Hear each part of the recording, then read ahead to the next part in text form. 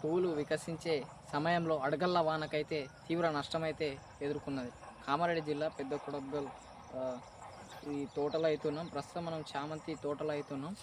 ఇక్కడ తీవ్ర నష్టమైతే జరిగిందంటూ రైతు ఆవేదన, ఆగ్రహం వ్యక్తం చేస్తున్న పరిస్థితి.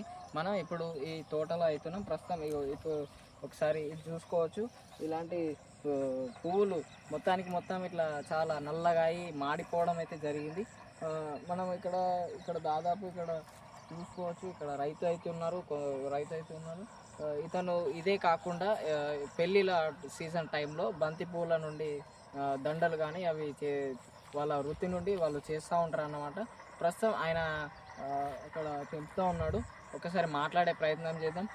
ఇట్లా మొత్తం వాడిపోయిన పువ్వులు వాళ్ళకి అవసరం లేకుండా ఒకసారిగా ఒక ఇదైతే నష్టమైతే తెచ్చే పరిస్థితి వచ్చిందని అడగల్ల వానకైతే తీవ్ర ఆగ్రహం వ్యక్తం చేస్తున్న పరిస్థితి. అడగల్ల వర్షం కురిసిన నేపథ్యంలో ఒక్కసారిగా నష్టం తలెత్తిందని ఒకసారి రైతన్న వాదన అయితే వినిపిస్తూ ఉంది. ఒక్కసారి ఎటువంటి నష్టం జరిగింది ఒకసారి మాకు వివరం.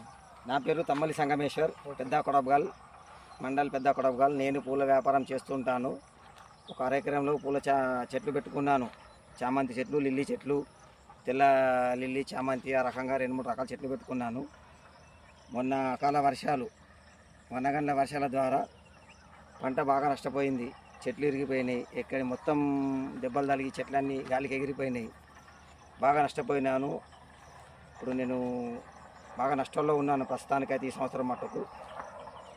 ఈ పెళ్ళిళ్ళ సీజన్ క్రమంలో మీరు ఇప్పుడు ఈ నష్టానికి జరిగిన నేపథ్యంలో మీరు ఎట్లా, అంటే మీకు ప్రభుత్వం నుండి ఏదైనా చిన్న సాయం కానీ ఏదైనా దీనికి సంబంధిత ఏదైనా మీకు ఏదైనా సాయం ఏదైనా అందిందనుకుంటున్నారా, లేదా ఇప్పటి వరకు ఎటువంటి సాయం? ప్రస్తుతానికి అయితే ఎవరు ఇంటర్వ్యూ చేయలేదు, ఎవరు రాలేదు మా దగ్గరికి. ఎలాంటి గవర్నమెంట్ తరఫున మన వనగండ్ల వర్షాల ఇక్కడికి వెళ్ళి ఓకే నష్టమైతే జరిగింది.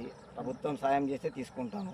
ఓకే, అంతే. మీరు ఏం డిమాండ్ చేయదలుచుకున్నారు ప్రభుత్వానికి? ఏం డిమాండ్ ఏముంది, పంట నష్టపరిహారం ఏదో కొద్దిగా బాగా నిజానికి కూడా 30-40 వేలు నష్టపోయిన పూల చెట్ల వర్షాలు వనగండ్ల ద్వారా.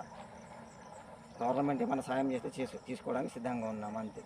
ఓకే, అయితే మొత్తాన్ని మీదికి అయితే మనకు నష్టపరిహారం ఏమైనా చెల్లిస్తే మేము చాలా రుణపడి ఉంటామని రైతు సంగమేశ్వర్ అన్న గారు అయితే చెప్తున్న పరిస్థితి ఇది. ఇవాళ పరిస్థితి. Over to studio.